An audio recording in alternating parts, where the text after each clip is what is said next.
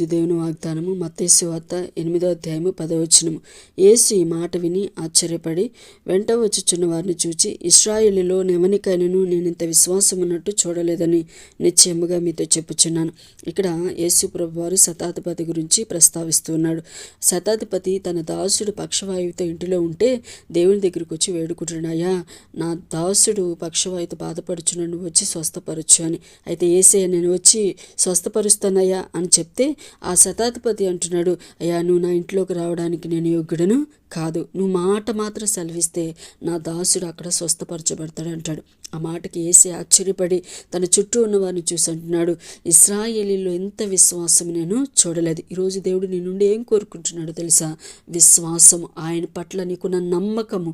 నువ్వెంత కలిగి ఉంటావో నీ జీవితంలో అంత కార్యాలను చూస్తావు. శతాధిపతితో అంటున్నాడు, నువ్వు విశ్వసించిన ప్రకారమే నీకు అవునుగా కానీ సెలవిస్తాడు దేవుడు.